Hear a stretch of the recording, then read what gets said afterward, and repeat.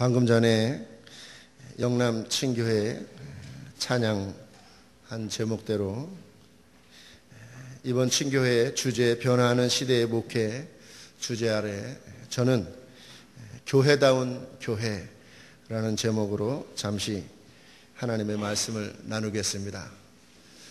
교회다운 교회라는 주제를 제가 받고 많이 돌아보게 됐습니다. 우리 교회도 돌아보고 또 저 자신의 목회도 돌아보게 되어서 오히려 저에게는 말씀 준비하는데 저에게 유익한 시간이 되었습니다. 저는 많이 부족합니다. 그래서 우리 교회 성도들에게 지금 이 시간 좀 기도해달라고 요청을 해서 지금 많은 우리 중보기도단들이 교회에서 지금 기도를 하고 있습니다. 여러분에게 오늘 이 시간 큰 은혜, 감동, 축복의 시간이 될 줄 믿습니다. 오늘 성경 본문 텍스트를 보니까 오늘 현 상황의 컨텍스트와 많이 비슷합니다. 빈들이고 어둡고 배고프고 고된 그 삶의 모습들이 보입니다. 변화하는 시대에 우리 목회자들이 오늘 본문의 말씀처럼 빈들이고 어둡고 배고프고 힘든 그런 삶 속에서 12바구니 남는 5,000명이 먹고 배부른 그런 역사가 나타난다면 얼마나 좋을까 그런 생각을 합니다. 오늘 본문을 보면 예수님은 수많은 사람들을 바라보면서 목자 없는 양이다 그렇게 말씀을 하고 있습니다. 그런데 제자들은 무엇을 사 먹게 하소서 그렇게 이야기를 합니다. 예수님은 그들의 심적 상태, 삶의 고난, 영적인 문제도 바라봤겠지요. 그러나 제자들이 바라보는 것은 먹는 것, 육적인 것, 그거 바라봤습니다. 그런데 우리 예수님은 그럼에도 불구하고 그 제자들을 사용하셔서 예수님의 사랑과 초월성을 경험하게 해 주었습니다. 우리가 둘째 아들 탕자 비유를 많이 듣습니다. 동생이 돌아왔을 때 형님이 아버지 한 마리 더 잡아요. 송아지를 한 마리 더 잡아요. 이렇게 말했다면 그 아버지가 얼마나 좋아했을까. 그러나 안타깝게도 그 형은 아버지의 재산을 다 말아먹은 저놈 그렇게 비난을 하고 나는 지금까지 아버지 집에 있었는데 제대로 잔치도 안 해주고 그렇게 이야기를 했습니다. 그런데 사랑하는 성도 여러분, 이 형마저도 사랑하는 목사님 여러분, 이 형마저도 만약에 둘째처럼 집을 나갔다면 아버지가 얼마나 힘들었겠는가. 그래도 형은 집에 남아 있었습니다. 칭찬해 주시기 바랍니다. 우리 목사는 부족한 것 같습니다. 오늘 본문의 제자들처럼 예수님의 시각, 아버지 하나님의 마음처럼 한 마리 더 잡아요 이랬으면 좋겠는데 우리 목사는 무엇을 사 먹게 하소서 해결해 주지 못하는 것이 목사입니다. 굶주리고 죽으면 어쩔 수 없이 쳐다만 보는 사람이 목사입니다. 제자들은 예수님에게 가서 사 먹게 하소서 아주 한심한 제자들입니다. 예수님 더 이상 그들을 붙들고 있지 말고 가서 사 먹게 하소서 그렇게 예수님께 요청을 하고 있습니다. 그런데 우리 예수님은 그러한 제자들을 믿어주고 가서 너희가 먹을 것을 줘라 이렇게 말씀을 하고 있습니다. 저는 너무나도 부족한 목사입니다. 전도사 부목사 때만 해도 설교 시간 왜 이렇게 적으냐 막 그랬습니다. 근데 지금은 설교 시간이 너무 부담스럽습니다. 가면 갈수록 제 입에서는 부족한 목사를 위해서 이 말이 자꾸 나오고 있습니다. 실제로 여러 가지 면에서 너무나도 부족합니다. 그런데도 우리 하나님께서 부족한 목사를 사용해 주셔서 얼마나 감사한지 모르겠습니다. 교회다운 교회, 목양의 자리를 지키는 자, 목사가 있기에 희망이 있는 교회라고 저는 믿습니다. 오늘 본문 말씀을 봐도 예수님 계시고 제자들이 있습니다. 그 제자들 세상적인 관심, 방법도 200데나리온 돈 얘기를 하고 그렇지만 그래도 그들을 통해서 우리 예수님은 나눠줘라 사용하시는 것을 봅니다. 믿음 없는 제자들을 사용하시는 우리 예수님. 누가복음 9장 13절에 보면 예수께서 이르시되 너희가 먹을 것을 주라 하시니 여짜오되 우리에게 떡 5개와 물고기 2마리밖에 없으니 이 모든 사람을 위하여 먹을 것을 사지 아니하고서는 할 수 없사옵나이다 하니. 이렇게 믿음 없는 제자들을 사용하시는 우리 예수님. 예수님이 가서 그냥 나눠줘라 했으면 어쩌면 믿음 없는 제자들이 안 나눠줬을 것 같습니다. 물고기 2마리, 보리떡 5개를 예수님이 이렇게 띄어서 나눠줬다고 누가복음 9장 16절에 떡을 떼어서 나눠줬다고 그랬습니다. 떡을 떼어서 나눠주는데 광주리가 있는데 떡을 떼어서 나눠줍니다. 계속 나눠주는데 제자들이 보니까 떡을 떼어놔줘도 계속 거기 있으니까 받아서 가지 않았을까. 만약에 광주를 주면서 나눠주라 그러면 아마 믿음 없는 제자들은 이거 가지고 어떻게 하냐고 아마 했을 것입니다. 근데 예수님이 이렇게 띄어서 계속 나눠주니까 그냥 받아가지고 주기만 하면 되지 않겠는가. 저는 목양실에 어항이 한두 개 있습니다. 물고기를 이제 구피, 플래티, 열대어, 또 피라미드 어떨 때 잡아다가 키우고 그렇습니다. 잘 자라고 있습니다. 근데 시간이 지나면 한 마리씩 사라집니다. 어떨 때 죽어 있는 걸 꺼내기도 하고 어떨 땐 바쁘면은 그냥 죽어 있는데 사라져 버립니다. 누군가가 벌써 다 해쳐버렸습니다.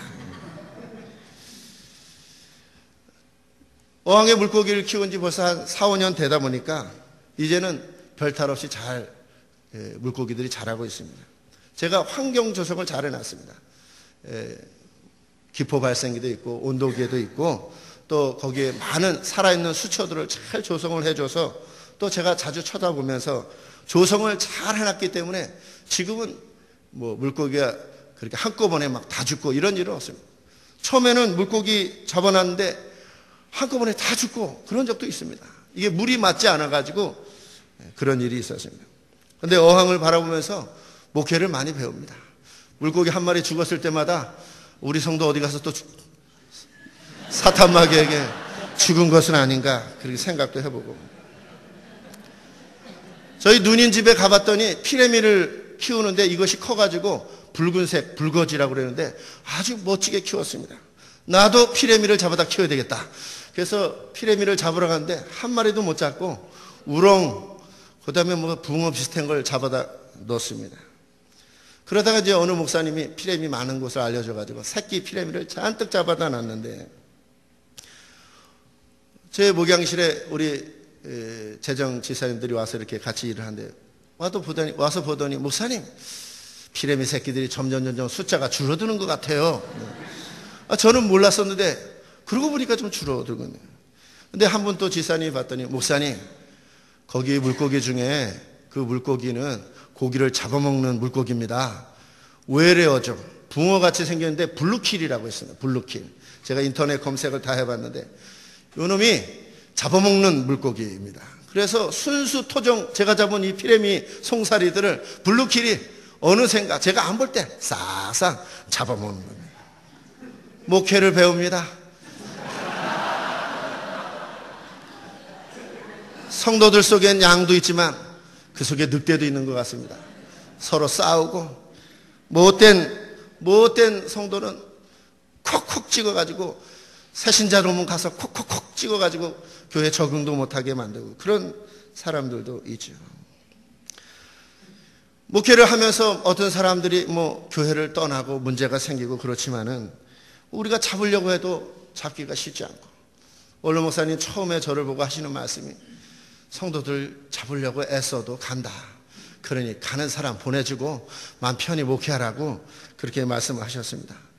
그런데 목사하고 갈등이 있으면 참 고민이 많이 됩니다. 자기들끼리 싸우고 가고 막 그럽니다. 그래서 편지도 하고 가서 설득도 하고 감사하게도 정착하는 사람도 있고 또 그렇게 했는데도 떠나가는 사람도 있죠. 목사가 한계가 있음을 느낍니다. 해도 안 되는 그런 한계가 많이 느껴집니다. 그런데도 우리 주님은 저를 지금까지 사용하시고 여러분들도 하나님께서 지금까지 사용해 주시는 줄 믿습니다. 20년, 30년, 때로는 50년 목회하는 여러분들 대단하십니다. 어떻게 포기하지 않고 성도들에게 선포하지 않고 그 자리를 지키고 있는지. 그런데 지키고 있어서 은혜고 지키고 있어서 계속해서 열매가 있는 줄 믿습니다. 제가 어느 날 유튜브에 인터넷 검색에 오늘을 위한 기도라는 그런 찬양을 발견했는데, 여러분들도 스마트폰에 오늘을 위한 기도 이렇게 쳐보시면은 거기 성악가가 아주 멋지게 이렇게 찬양을 합니다. 여러분들에게 악보를 하나씩 나눠드렸는데, 뭐 아시는 분은 같이 부르시고요, 처음 보시는 분들은 한번 들어주시면 되겠습니다. 그 가사처럼 목회하면서 힘들 때 이 가사처럼 기도하면서 오늘 또 내 자리를 지키면 하나님께서 역사해 주시라 믿고, 저는 힘들 때 이 찬양을 이렇게 듣고 오늘도 이렇게 아침에 오면서 이 찬양을 들었습니다. 같이 한번 찬양하고 또 보겠습니다.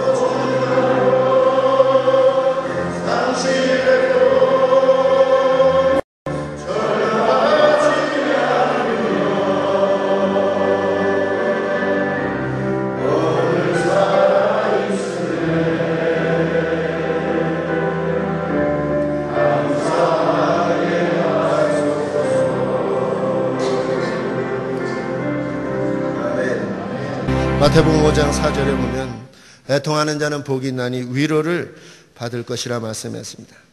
오늘 우리가 말씀을 보았는데, 마태복음에 보면 이 오병이어 사건 전에 예수님께서 고향에서 배척당하시는 모습이 나옵니다.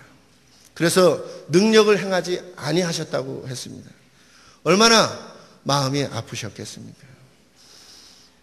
마태복음에 보면 오병이어 전에 침례 요한이 죽는 그런 기사가, 그런 말씀이 있습니다. 침례 요한은 우리가 잘 아는 대로 헤롯이 그 동생 빌립의 아내 헤로디아를 취한 것에 대해서, 그것에 대해서 정의를 외친 분이 침례 요한입니다. 그런데 그 부인 헤로디아가 딸이 춤을 잘 췄을 때 그것을 기회로 삼아 침례 요한의 목을 가져오라고, 그래서 헤롯은 침례 요한을 그 딸에게 주었습니다. 부정하고 타락하고 불의에 대해서 거센 하나님의 말씀을 외쳤는데 결과는 목베임 당하는 것으로 끝났습니다. 우리 예수님은 침례 요한을 여자가 낳은 자 중에 이보다 더 큰 자가 없다고 극찬을 했는데, 극찬한 그 침례 요한이 죽었습니다. 마태복음 14장 13절에 보면 들으시고 침례 요한의 제자들이 예수님에게 그 모든 이야기를 다 고했습니다. 보고를 드렸습니다. 들으시고라고 표현되어 있습니다. 그리고 나서 우리 예수님은 환자들도 고쳐주시고 또 청중들, 예수님 주변에 모여든 많은 배고픈 사람들을 이런 오병이어의 역사로 먹여주시고 그 배고픔을 해결해 주십니다. 침례 요한의 죽음, 우리 예수님이 얼마나 마음이 착착했을까. 교회 안에 못된 사람도 있지만 또 목사님을 사랑하고 지극정성으로 따르는 분들도 많이 있습니다. 우리 교회도 아주 신실하고 충성된 분도 있습니다. 특히 할머니들은 목사님들을 얼마나 챙기는지 모릅니다. 뜨거운 여름에도 커다란 수박을 막 들고 와서 잡수시라고 합니다. 저는 목회하면서 나를 힘들게 하고 이런 사람 쳐다보기보다는 잘해주는 사람 쳐다보고 또 침례 요한 같은 사람 쳐다보고 그렇게 믿음으로 오늘까지 지내오고 있습니다. 근데 때로는 침례 요한 같은 그런 신실한 사람들이 믿음으로 살다가 또 그렇게 어려움 당하기도 하는 것입니다. 지난주에 커피 전도를 가고 많은 우리 또 헌신된 사람들이 옆에서 또 기회 있을 때마다 전도지를 들고 하나씩 설명하면서 복음을 설명해서 저를 전도를 했습니다. 저는 지사님들이 있고 저는 목사입니다. 목사니까 얼마나 담대하게 멋지게 전도를 잘하겠습니까? 그런데 그렇지 않습니다. 저는 소심하고 전도를 잘 못합니다. 커피 전도나 전도지 주는 거 그런 건 잘합니다. 근데 이렇게 지나가는 사람을 잠깐만 이렇게 얘기 좀 해봅시다 그래가지고 전도한다는 건 쉽지 않습니다. 어떤 사람이 앉아 있어서 이런저런 얘기를 하는데 영 전도할 뭐 분위기가 아니라 포기하고 내려왔는데 잠시 후에 보니까 우리 집사가 열심히 전도하고 있더라고요. 그래서 집사보다 못한 목사. 어느 지하철에, 텅 빈 지하철에 라디오에서 사연 얘기해 드리겠습니다. 어느 지하철 화장실에 큰 볼일을 보려고 텅 빈 지하철 화장실에 한 사람이 앉아 있었습니다. 아무도 없었습니다. 혼자서 큰 볼일을 보고 있는데 누군가가 들어오더니 혼잣말을 합니다. 귀찮아 죽겠네. 귀찮아 죽겠네. 가만히 앉아도 귀찮아 죽겠네. 하루에 한 번만 싸면 안 될까? 귀찮아 죽겠네. 계속 그래요. 이거 왜 안 나와? 귀찮아 죽겠네. 어떤 할아버지가 들어오셔가지고 아무도 없는 줄 알고 혼잣말로 귀찮아 죽겠네. 왜 안 나오지? 귀찮아 죽겠네. 큰 볼일을 보고 있던 사람이 그걸 들으면서 신경이 많이 쓰였습니다. 그래서 한마디 했습니다. 쉬 했습니다. 할아버지가 깜짝 놀라가지고 아무도 없는 줄 알았는데 누가 쉬 하니까 조용하더니 할아버지가 볼일을 다 보시고 나가면서 한마디 하고 나갔습니다. 고마워 하고 나갔습니다. 화장실에 앉아있는 사람도 도움이 될 수가 있습니다. 근데 우리는 하나님의 소명을 받고 훈련받은 목회자입니다. 지금까지 살아오면서 산전수전 다 겪었습니다. 고지가 얼마 남지 않았습니다. 조금만 더 하면 많은 열매를 맺을 것입니다. 사과나무, 배나무 1, 2년 안 됩니다. 4년, 5년, 7년 기다리면 때가 되면 열매를 맺는 거죠. 예수님께서 십자가에서 엘리 엘리 라마 사박다니 나의 하나님 어찌하여 나를 버리셨나이까 에라 모르겠다 뚝 그러지 않으셨습니다. 계속 십자가를 지셨습니다. 그리고 마지막에 테텔레스타이 다 이루었다 그렇게 말씀했습니다. 사단이 목회자들에게 최고 요구하는 것은 그만둬라요. 목회 그만둬라. 힘든데 그만둬라. 어렵게 하는 사람 있으니 그만둬라. 그러나 목회를 절대 포기해서는 안 되죠. 백향목이 있습니다. 구약 성경에 솔로몬 성전 건축에 멋지게 쓰임받은 백향목. 그 백향목은 300년, 500년, 1000년 오랜 세월 아주 든든한 백향목. 한 300년은 지나야 제목으로 쓸 수 있다는 것입니다. 목회지를 너무 쉽게 옮겼을 때 부흥했다는 소식은 별로 들은 적이 없습니다. 그래도 5년, 7년 견디다 보면 역사가 나타날 줄 믿습니다. 오늘 본문에 보니까 그래도 부족하지만 제자들이 있어서 그 제자들을 사용하시는 주님. 또 오늘 본문 보니까 우리 예수님께서 제자들은 가서 사다가 먹이리까? 가서 무엇을? 이렇게 제자들은 말하는데 예수님은 지금 여기서 해결하라고 말씀하십니다. 그러면서 말씀하시기를 50명씩 때를 지어서 앉게 하라고 우리 예수님께서 말씀하고 있습니다. 오늘 본문을 보면 예수님의 생각과 예수님의 전략과 제자들의 생각, 제자들의 전략이 다르다는 것을 알 수가 있습니다.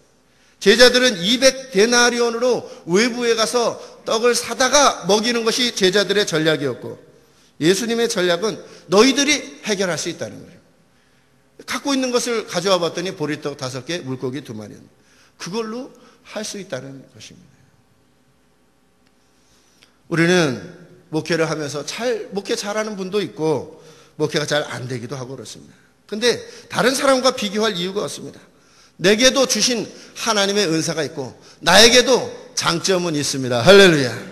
그래서 우리가 전략에 맞게 효과 있는 목회를 하면 되는 것이죠. 슈바르츠 자연적 교회 성장, 아마 목사님들은 대부분 다 접한 책입니다. 그 책에 보면은 그림이 나와 있죠. 수레바퀴 굴러가는 그림이 있는데 보여지고 있는가요? 네. 뒤에 보았으면 좋겠어요. 앞에는 보고 뒤에도 나오시네. 수레바퀴를 보면은 우리가 책을 많이 본 것처럼 네모진 수레바퀴, 그걸 동그란 수레바퀴는 다 안에다 놓고 네모진 그거를 해놓고 끈이 저게 얼마나 힘들겠습니까? 다음 그림을 보면은 바퀴를 바꿨습니다. 그리고 돛을 달았습니다. 잘 굴러갑니다. 효과 있는 목회죠. 슈바르츠는 32개국 천여 교회의 설문조사를 해서 건강한 교회 8가지 질적 특성이 있다. 여러분들 다 아는 내용입니다. 사역자를 세우는 지도력, 은사 중심적 사역, 열정적 영성, 기능적 조직, 영감 있는 예배, 전인적 소그룹, 필요 중심적 전도, 사랑의 관계. 지금 하고 있는데 하나도 안 보여주는 것 같아요.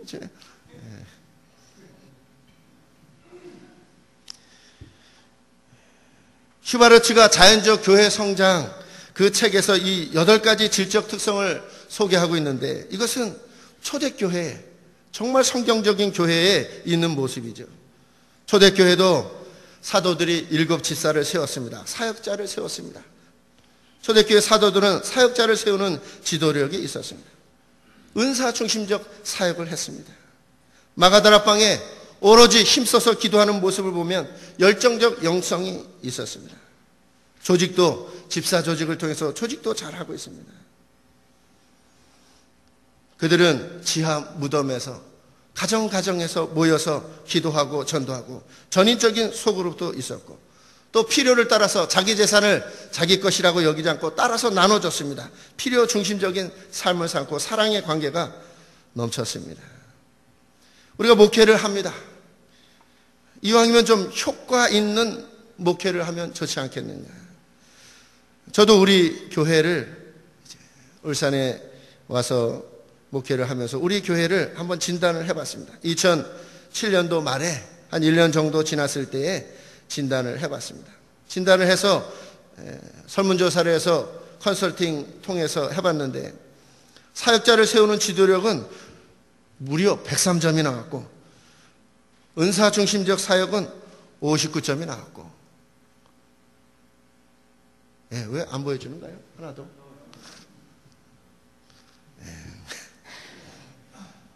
열정적 영성은 41점, 기능적 조직은 60점, 영감 있는 예배는 58점, 전인적 소그룹은 51점, 필요 중심적 전도는 57점, 사랑의 관계는 37점.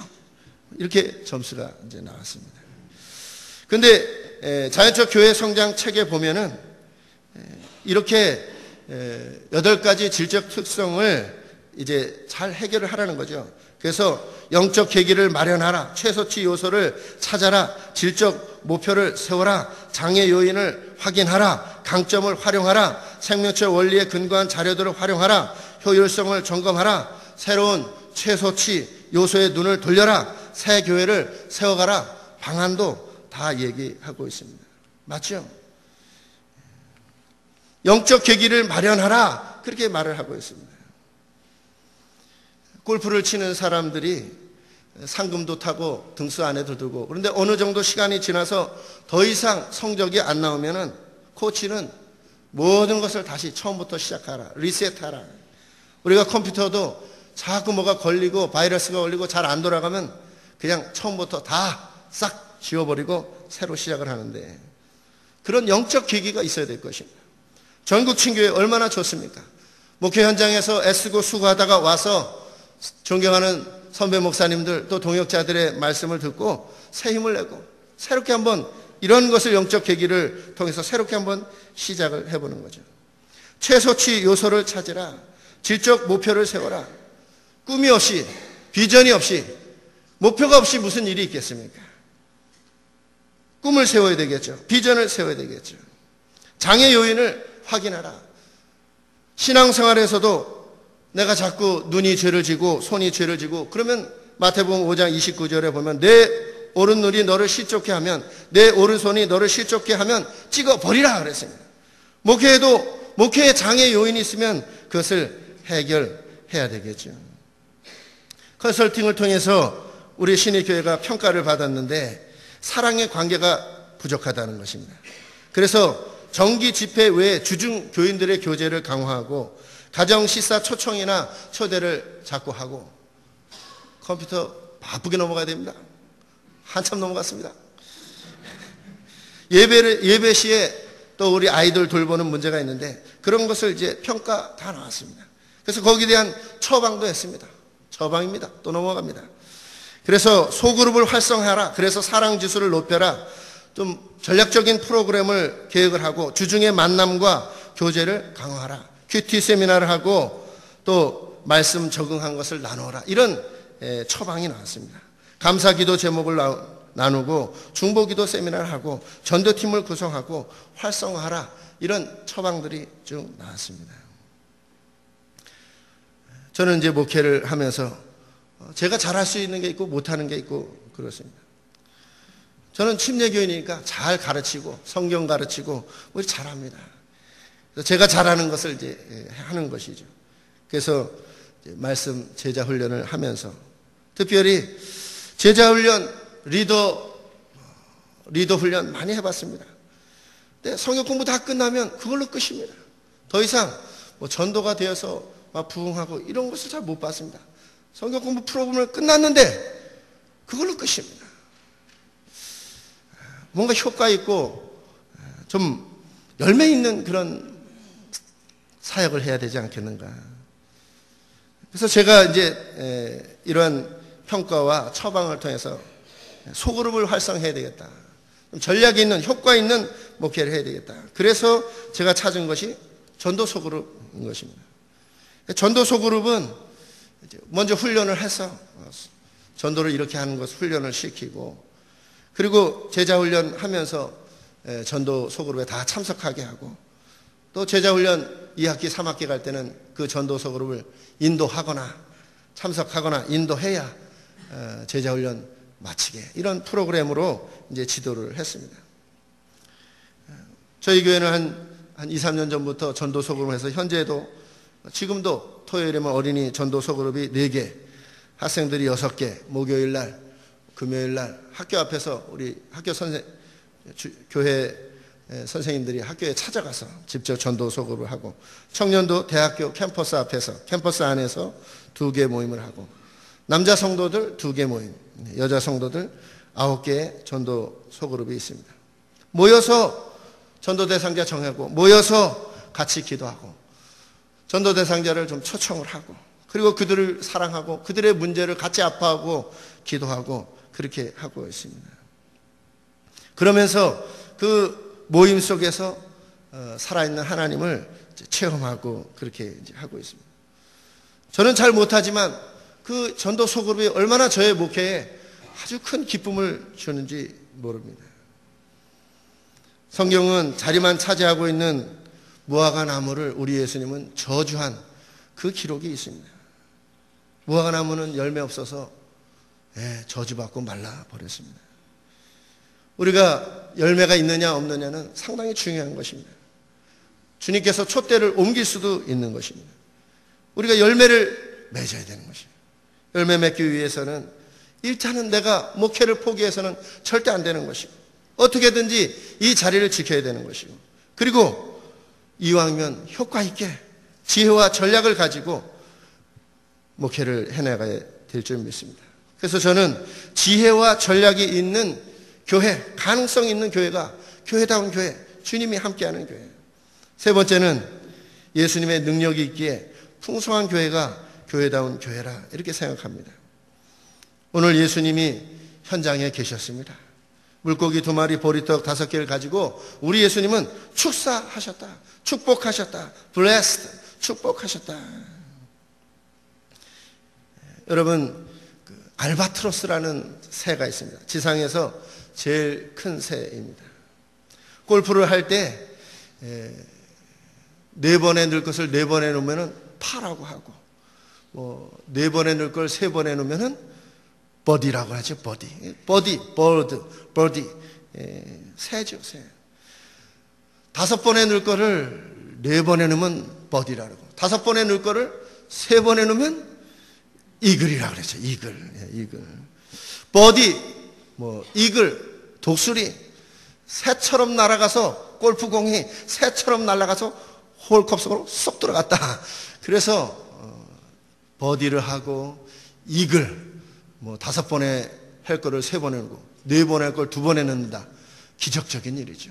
그래서 골프 치는 사람들은 어쩌다 이글을 하면은 막 대단히 자기가 한번 한턱 쏘고 나무를 심고 별일을 다 합니다. 왜? 너무 기적적인 일이라 그러죠. 그런데 5번에 넣을 것을 3번도 아니고 2번 만에 쑥 들어갔다.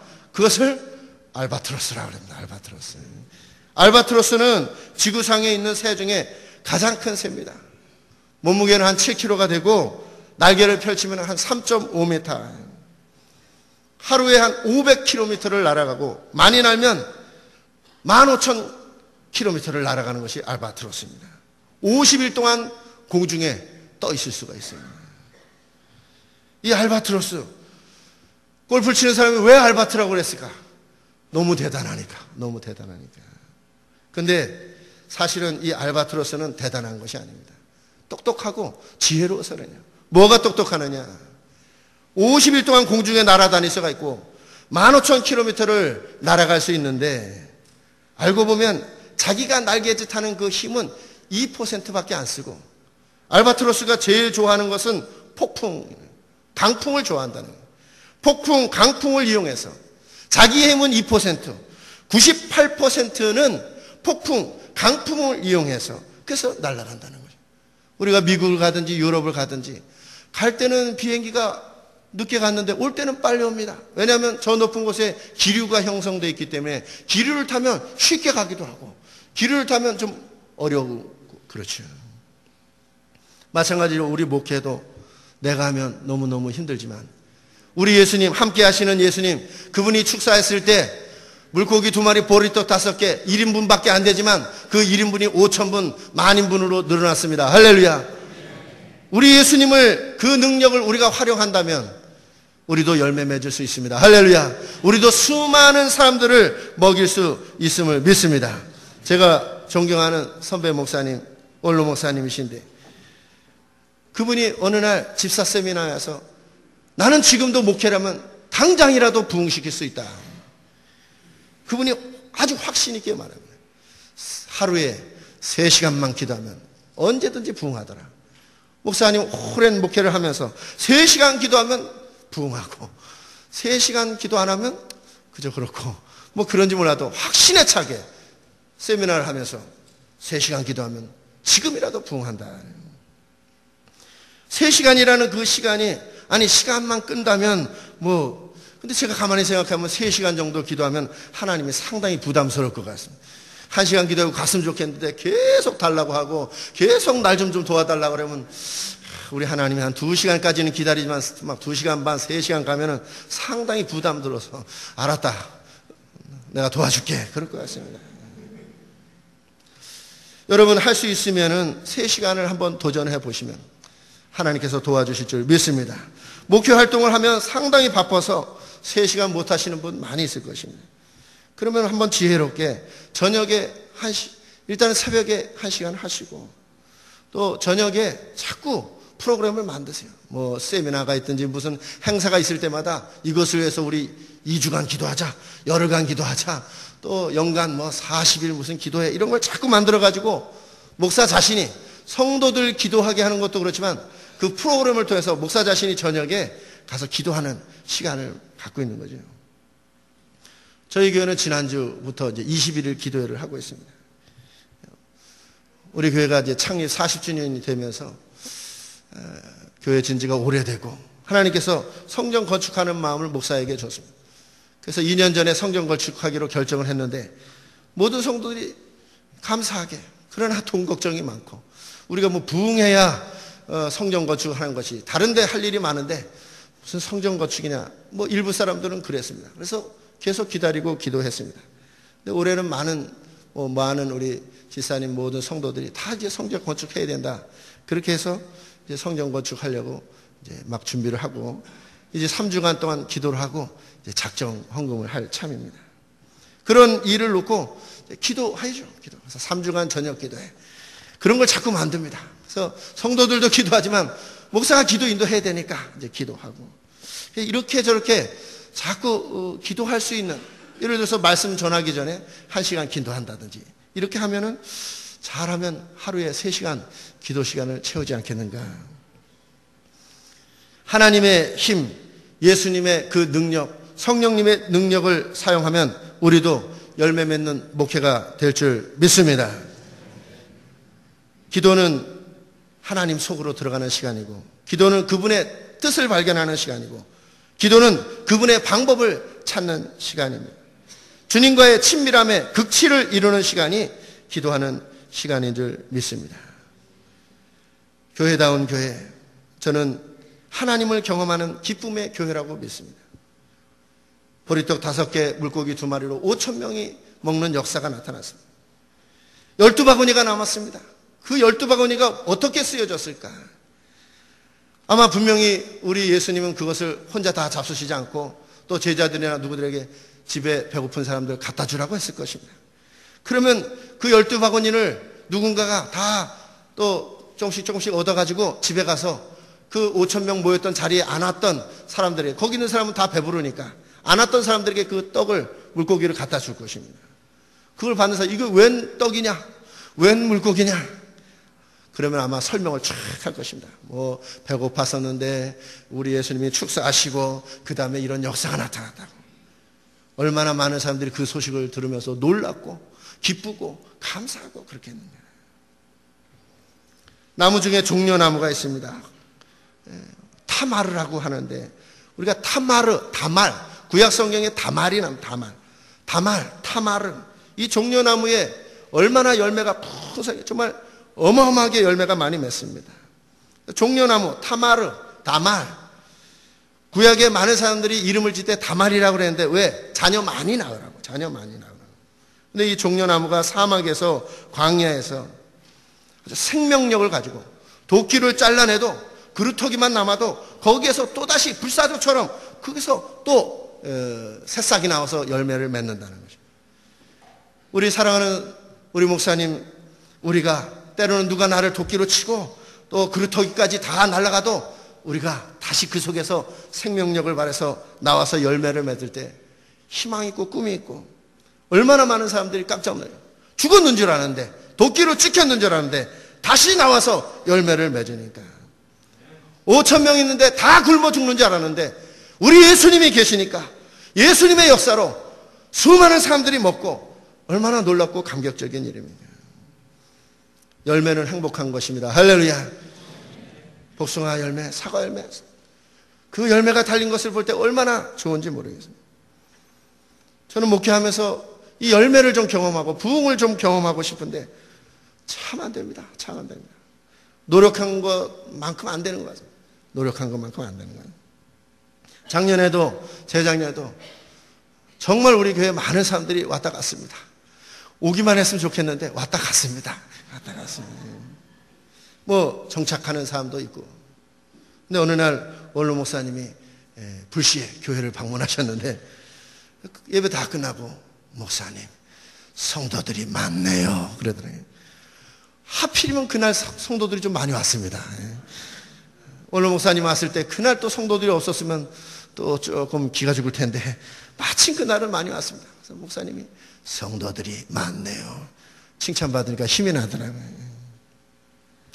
전도를 열심히 했는데 하나님께서 교회에 활기를 주셨습니다. 어떤 활기를 주셨냐? 뭐 새로운 사람도 오고 그렇지만은 특별히 오랫동안 3년, 5년 동안 결혼한 사람들이 젊은 사람들이 애를 쑥쑥 낳아야 되는데 애를 못 낳고 고생하는 걸 봤습니다. 근데 우리가 전도를 열심히 하니까 갑자기 우리 교회에 애 낳는 일들이 생겼습니다. 보여주세요. 2쌍둥이, 3쌍둥이,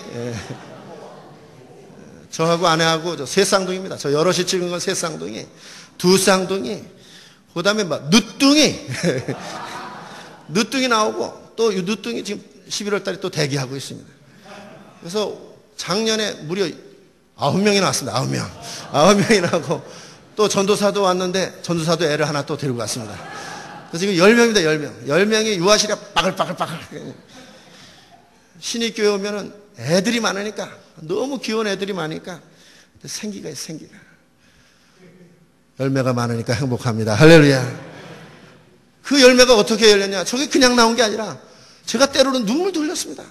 새벽에 나가서 기도하고 정말 안타까워서 저도 어느 날 눈물 펑펑 기도했습니다. 근데 목사님 애가 생겼는데요, 셋인데 의사 선생님은 너무 무리하다고 둘만 낳으면 어떠냐 그랬는데 목사님 하나님이 셋 다 주셨는데 다 날라 그럽니다. 할렐루야. 근데 죽을 뻔했습니다. 셋 나니까 뭐 8개월 만에 나와가지고 부산병원에서 그 호수 꽂고 참 기적적으로 기도 많이 했습니다. 그래서 그 아이들이 지금은 걸어다니고 쌩긋쌩긋 웃고 그렇습니다. 할렐루야. 하나님의 은혜입니다. 할렐루야. 기도하면 되고 하나님을 경험하고 기쁨이 넘치는 교회다운 교회인 줄 믿습니다. 초대교회 힘들고 어렵지만 거기에 사도들이 버텨냈고 제자들이 버텨냈고 기도했고 역사는 나타났고 할렐루야. 그런데 그들이 지하 감옥에 그리고 핍박도 당하고 순교도 하고 그랬습니다. 침례 요한 목 잘려 죽었습니다. 참 어처구니 없이 그냥 어떤 애가 춤춰가지고 춤춘 것 때문에 그냥 목 잘려 죽었습니다. 그런데도 불구하고 우리 하나님은 우리를 사용하시고 인도하시고 오늘까지 인도해 주시는 줄 믿습니다. 로마서 8장 32절에 보면 자기 아들을 아끼지 아니하시고 우리 모든 사람을 위하여 내주시니가 어찌 그 아들과 함께 모든 것을 우리에게 주시지 아니하겠느냐. 우리가 하나님께 소원을 아뢰 때 하나님께서 풍성히 부어주실 줄 믿습니다. 이 변화하는 시대에 열매 많이 맺고 기쁨이 넘치는 교회다운 교회를 이끌어서 칭찬받는 우리 사랑하는 모든 동역자 되기를 예수님의 이름으로 소원합니다. 우리 이 시간